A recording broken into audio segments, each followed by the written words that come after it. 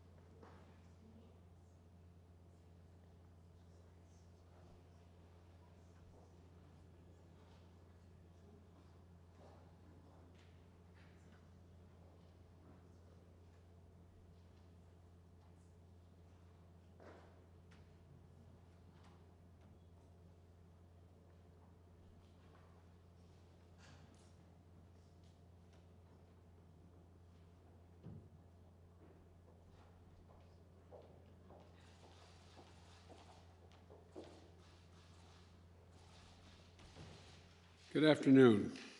Earlier today, I was briefed by our senior military and national security leaders on the status of the drawdown of U.S. forces and allied forces in Afghanistan. When I announced our drawdown in April, I said we would be out by September, and we're on track to meet that target. Excuse me. Our military mission in Afghanistan will conclude on August 31st. The drawdown is proceeding in a secure and orderly way, prioritizing the safety of our troops as they depart. Our military commanders advised me that once I made the decision to end the war, we needed to move swiftly to conduct the main elements of the drawdown. And in this context, speed is safety. And thanks to the way in which we have managed our withdrawal, no one U.S. forces or any forces have been lost. Conducting our drawdown differently would have certainly come with an increased risk of safety to our personnel. To me, those risks were unacceptable. And there was never any doubt that our military would perform this task efficiently and with the highest level of professionalism. That's what they do. And the same is true of our NATO allies and partners who have supported, we are supporting and supporting us as well as they conclude their retrograde. I want to be clear, the U.S. military mission in Afghanistan continues through the end of August. We retain personnel and capacities in the country, and we maintain some authority, the same authority under which we've been operating for some time. As I said in April, the United States did what we went to do in Afghanistan, to get the terrorists who attacked us on 9/11 and deliver justice to Osama bin Laden, and to degrade the terrorist threat to keep Afghanistan from becoming a base from which attacks could be continued against the United States. We achieved those objectives. That's why we went. We did not go to Afghanistan to nation build. And it's the right and the responsibility of the Afghan people alone to decide their future and how they want to run their country. Together with our NATO allies and partners, we have trained and equipped over nearly 300,000 current serving members of the military, the Afghan National Security Force, and many beyond that who are no longer serving. Add to that hundreds of thousands more Afghan national defense and security forces trained over the last 2 decades. We provided our Afghan partners with all the tools, let me emphasize, all the tools, training, equipment of any modern military. We provided advanced weaponry, and we're going to continue to provide funding and equipment, and will ensure they have the capacity to maintain their Air Force. But most critically, as I stressed in my meeting just 2 weeks ago with President Ghani and Chairman Abdullah, Afghan leaders have to come together and drive toward a future that the Afghan people want and they deserve. In our meeting, I also assured Ghani that U.S. support for the people of Afghanistan will endure. We will continue to provide civilian and humanitarian assistance, including speaking out for the rights of women and girls. I intend to maintain our diplomatic presence in Afghanistan, and we are coordinating closely with our international partners in order to continue to secure the international airport. And we're going to engage in a determined diplomacy to pursue peace and a peace agreement that will end this senseless violence. I've asked Secretary of State Blinken and our Special Representative for Afghanistan Reconciliation to work vigorously with the parties in Afghanistan, as well as the regional and international stakeholders to support a negotiated solution. To be clear, countries in the region have an essential role to play in supporting a peaceful settlement. We'll work with them, and they should help step up their efforts as well. We're going to continue to work for the release of detained Americans, including Mark Ferrix. I want to pronounce the name correctly. I misspoke, so that he can return to his family safely. We're also going to continue to make sure that we take on the Afghan nationals who work side by side with U.S. forces, including interpreters and translators, since we're no longer going to have military there after this. We're not going to need them, and they have no jobs. We're also going to be vital to our efforts, and they've been very vital, and so their families are not exposed to danger as well. We've already dramatically accelerated the procedure time for special immigrant visas to bring them to the United States. Since I was inaugurated on January 20th, we've already approved 2,500 special immigrant visas to come to the United States. Up to now, fewer than half have exercised their right to do that. Half have gotten on aircraft and commercial flights and come. Another half believe they want to stay, at least thus far. We're working closely with Congress to change the authorization legislation so that we can streamline the process of approving those visas. And those who have stood up for the operation to physically relocate thousands of Afghans and their families before the U.S. military mission concludes, so that if they choose, they can wait safely outside of Afghanistan while their U.S. visas are being processed. The operation has identified U.S. facilities outside of the continental United States, as well as in third countries, to host our Afghan allies if they so choose. And starting this month, we're going to begin to begin relocation flights for Afghanistan SIV applicants and their families who choose to leave. We have a point person in the White House and at the State Department-led task force coordinating all of these efforts. But our message to those women and men is clear. There is a home for you in the United States if you so choose, and we will stand with you just as you stood with us. When I made the decision to end the U.S. military involvement in Afghanistan, I judged that it was not in the national interest of the United States of America to continue fighting this war indefinitely. I made the decision with clear eyes, and I'm briefed daily on the battlefield updates. But for those who have argued that we should stay just 6 more months or just 1 more year, I ask them to consider the lessons of recent history. In 2011, the NATO allies and partners agreed that we would end our combat mission in 2014. In 2014, some argued 1 more year. So we kept fighting, and we kept taking casualties. In 2015, the same, and on and on. Nearly 20 years of experience has shown us that the current security situation only confirms that just 1 more year of fighting in Afghanistan is not a solution, but a recipe for being there indefinitely. It's up to the Afghans to make the decision about the future of their country. Others are more direct. Their argument is that we should stay with the Afghan in Afghanistan indefinitely. In doing so, they point to the fact that we have not taken losses in this last year. So they claim that the cost of just maintaining the status quo is minimal. But that ignores the reality and the facts that already presented on the ground in Afghanistan when I took office. The Taliban is at its strongest militarily since 2001. The number of U.S. forces in Afghanistan had been reduced to a bare minimum. And the United States and the last administration made an agreement with the Taliban to remove all our forces by May 1 of this year. That's what I inherited. That agreement was the reason the Taliban had ceased major attacks against U.S. forces. If in April, I had instead announced that the United States was going back on that agreement made by the last administration, the United States and allied forces would remain in Afghanistan for the foreseeable future, the Taliban would have again begun to target our forces. The status quo was not an option. Staying would have meant U.S. troops taking casualties, American men and women back in the middle of a civil war, and we would run the risk of having to send more troops back into Afghanistan to defend our remaining troops. Once that agreement with the Taliban had been made, staying with a bare minimum force was no longer possible. So let me ask those who want us to stay, how many thousands more Americans' daughters and sons are you willing to risk?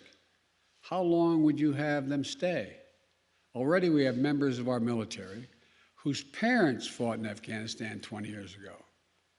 Would you send their children and their grandchildren as well? Would you send your own son or daughter? After 20 years, $1 trillion spent training and equipping hundreds of thousands of Afghan national security and defense forces. 2,448 Americans killed, 20,722 more wounded, and untold thousands coming home with unseen trauma to their mental health. I will not send another generation of Americans to war in Afghanistan with no reasonable expectation of achieving a different outcome. The United States cannot afford to remain tethered to policies created in response to a world as it was 20 years ago. We need to meet the threats where they are today. Today, the terrorist threat has metastasized beyond Afghanistan.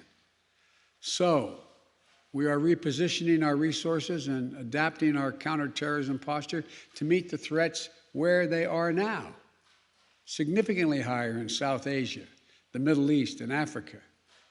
But make no mistake, Our military and intelligence leaders are confident they have the capabilities to protect the homeland and our interests from any resurgent terrorist challenge emerging or emanating from Afghanistan. We are developing a counterterrorism over-the-horizon capability that will allow us to keep our eyes firmly fixed on any direct threats to the United States and the region and act quickly and decisively if needed. We also need to focus on shoring up America's core strengths to meet the strategic competition with China and other nations that is really going to determine our future. We have to defeat COVID-19 at home and around the world. Make sure we're better prepared for the next pandemic or biological threat. We need to establish international norms for cyberspace and the use of emerging technologies. We need to take concerted action to fight existential threats of climate change. And we will be more formidable to our adversaries and competitors over the long run if we fight the battles of the next 20 years, not the last 20 years. Finally, I want to recognize the incredible sacrifice and dedication that the U.S. military and civilian personnel serving alongside our allies and partners have made over the last 2 decades in Afghanistan. I want to honor the significance of what they've accomplished and the great personal risk they encountered and the incredible cost to their families. Pursuing the terrorist threat through some of the most unforgiving terrain on the planet. I've been almost throughout that entire country. Ensuring there hasn't been another attack on the homeland from Afghanistan for the last 20 years. Taking out bin Laden. I want to thank you all for your service and the dedication to the mission so many of you have given, and to the sacrifices that you and your families have made over the long course of this war. We'll never forget those who gave the last full measure of devotion for their country in Afghanistan, nor those whose lives have been immeasurably altered by wounds sustained in the service of their country. We're ending America's longest war, but we'll always, always honor the bravery of the American patriots who served in it. May God bless you all, and may God protect our troops. Thank you. Mr. President, do you trust the Taliban, Mr. President? Is a Taliban takeover of Afghanistan now inevitable? No, it is not. Because you have the Afghan troops have 300,000 well-equipped as any army in the world, and an air force, against something like 75,000 Taliban. It is not inevitable. Do you trust the Taliban, Mr. President? Do you trust the Taliban, sir? Is that a serious question? It's absolutely a serious question. Do you trust the Taliban? No, I do not. The country to the Taliban. No, I do not trust the Taliban. So why are we handing the country over? Is the U.S. responsible for the deaths of Afghans after you leave the Mr. President, will you amplify that question, please? Will you amplify your answer, please, why you don't trust the Taliban? It's a silly question. Do I trust the Taliban? No. But I trust the capacity of the Afghan military, who is better trained, better equipped, and more competent in terms of conducting war. Yes, ma'am. Thank you, Mr. President. Given the amount of money that has been spent and the number of lives that have been lost, in your view, with making this decision, were the last 20 years worth it?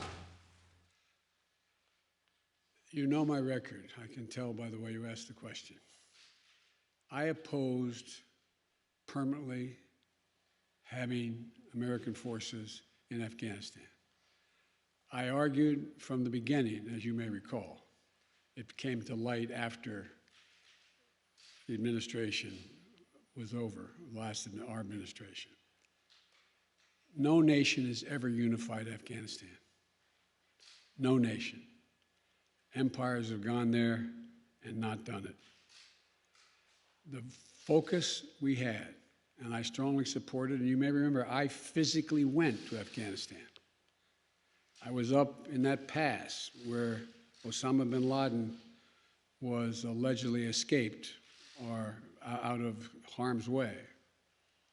We went for two reasons. One, to bring Osama bin Laden to the gates of hell, as I said at the time. The second reason was to eliminate al-Qaeda's capacity to deal with more attacks in the United States from that territory. We accomplished both of those objectives, period. That's what I believed from the beginning, why we should be and why we should have gone to Afghanistan. That job had been over for some time. And that's why I believe that this is the right decision and, quite frankly, overdue.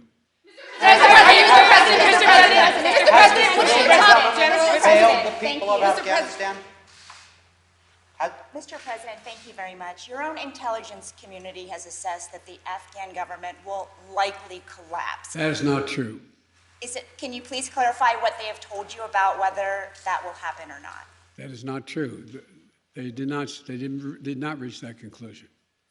What is the level of confidence that they have that it will not collapse? The Afghan government and leadership has to come together. They clearly have the capacity to sustain the government in place.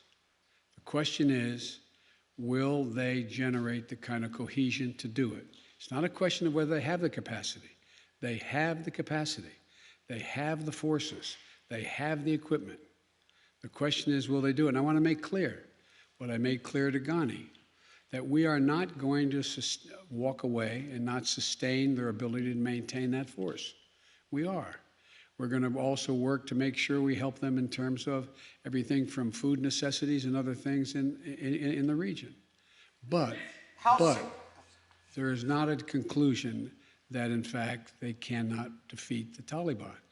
I believe the only way there's going to be, this is now Joe Biden, not the intelligence community, the only way there's ultimately going to be peace and security in Afghanistan is that they work out a modus vivendi with the Taliban and they make a judgment as to how they can make peace. And the likelihood there's going to be one unified government in Afghanistan controlling the whole country is highly unlikely. Mr. President, thank you. But we have talked to your own top general in Afghanistan, General Scott Miller. He told ABC News the conditions are so concerning at this point that it could result in a civil war. So if Kabul falls to the Taliban, what will the United States do about it? Look, you've said two things.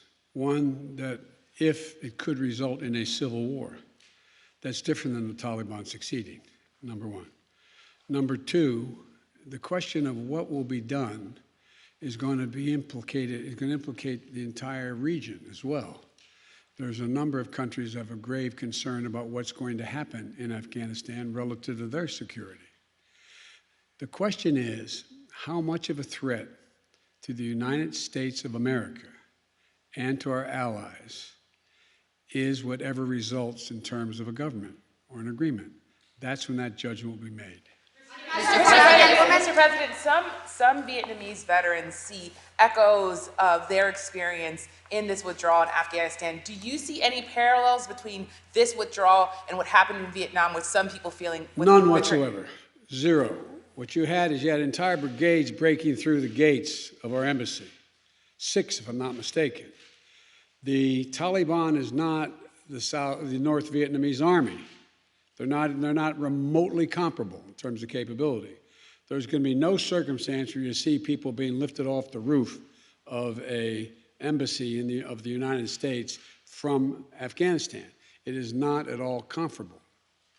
Go the other side. Hang on a second. Mr. President, how serious was the corruption among the Afghanistan government to this mission failing there?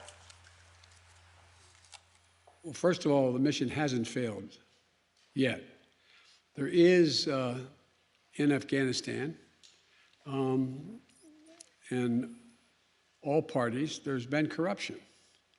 The question is, can there be an agreement on unity of purpose? What is the objective? For example, it started off, there were going to be negotiations between the Taliban and the Afghan National Security Forces and the Afghan government. that didn't come to fruition. So the question now is, where do they go from here? That the jury is still out, but the likelihood there's going to be the Taliban overrunning everything and owning the whole country is highly unlikely.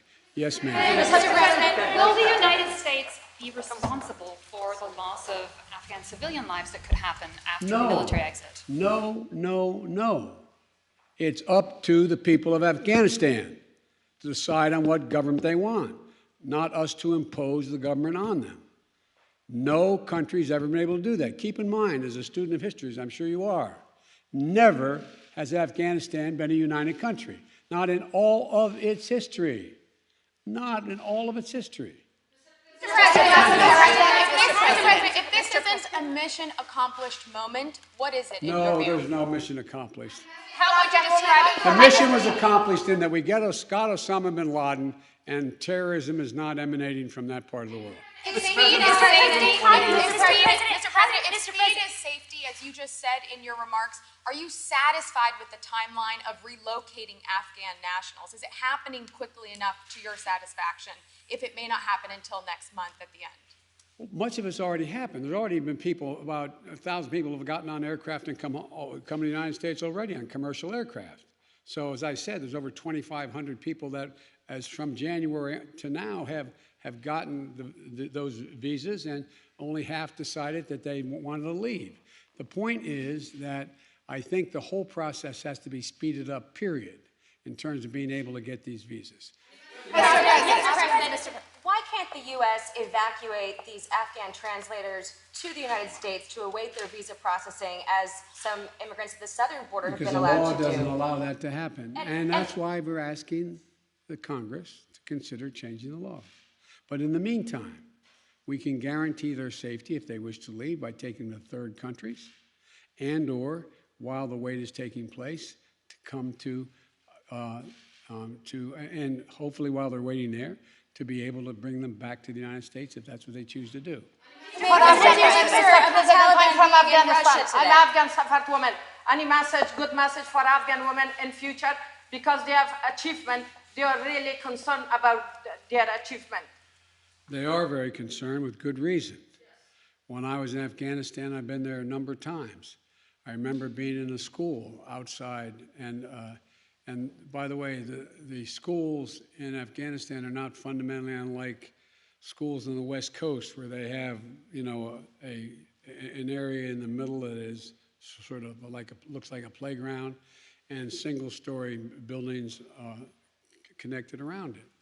And I remember saying speaking to a group of young women, I guess they're roughly, don't hold me to this, they look like they'd be 14, 15 years old.